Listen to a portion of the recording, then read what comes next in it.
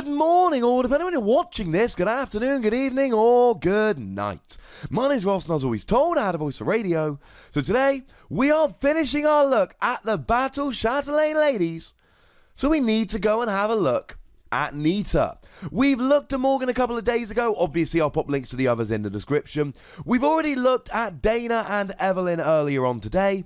So it's time to go and have a look at Nita. And just like the other Battle Chatelaine ladies, it's a really good card wrapped around a really awkward requirement. And just like the others, I did use Google Translate to go and get the translation for this. I will have a quick check with David before I post the video, just in case I've misinterpreted it, though it does seem to be fairly straightforward. So, given that you could only use Dana if there was a stage 2 in your opponent's active, and given you could only use Evelyn if there was a stage 1 as your opponent's active, then you probably won't be surprised to hear that you can only use Nita if there is a basic Pokemon as your opponent's active. And what it does is it allows you to take an energy off of your opponent's active Pokemon and put it back on top of their deck. And it does very much seem to be energy, not special energy. So it's kind of like Team Flare Grunt. Kind of.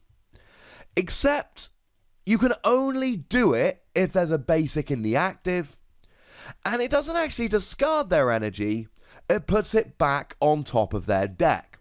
Although, just to be clear, I am not going to sit here and say that putting it back on top of their deck is worse. In some ways, this could actually be a lot better. So, if you're against something like a Malamar deck, for instance, that Malamar deck is going to really want to accelerate energy from their discard to their bench Pokemon. And in order to accelerate energy from the discard to their bench Pokemon, they really want to have it in the discard. So if you put it back on top of their deck, then what you're actually doing here is you're still resetting them an attachment. You're still making sure that they're not getting their attachment, except now, somewhat hilariously, they're not getting it in the discard, which is kind of cool.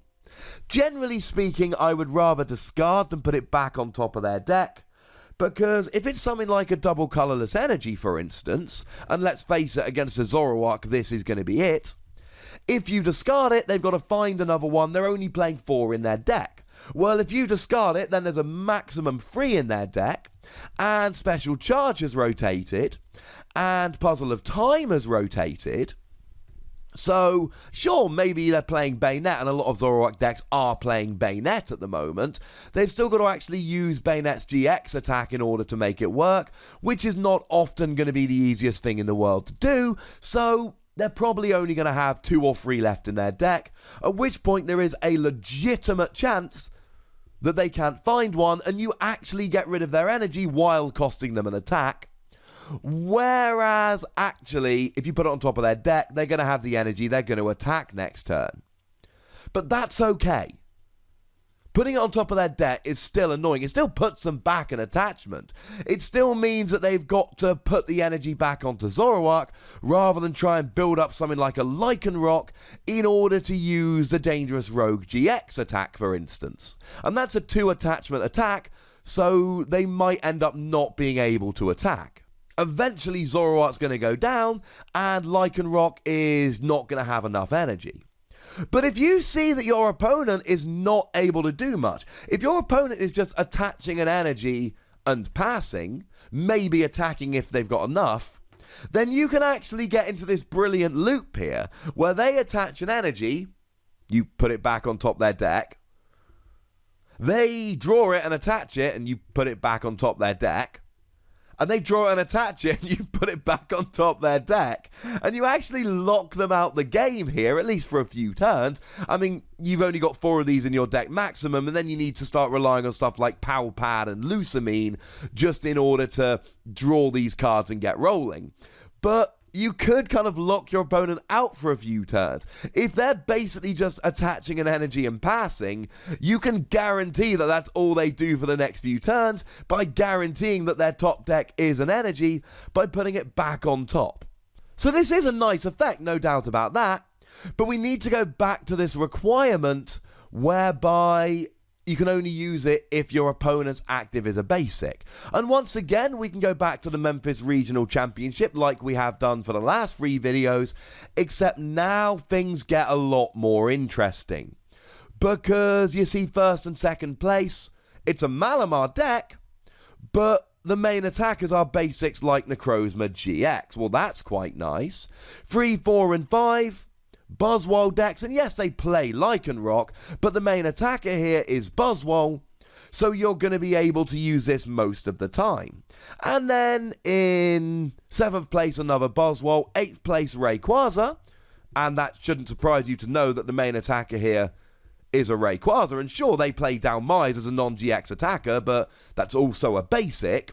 So the only deck in the top 8 that really wants to attack with a stage 1 or stage 2 is Grant Manley's Zoroark deck, which came in 6th place. So actually, we are in a format at the moment whereby we're mostly playing basic attackers. So when we looked at these other cards, when we looked at Evelyn, I said, look, wait for if we've got a really stage 1 heavy format.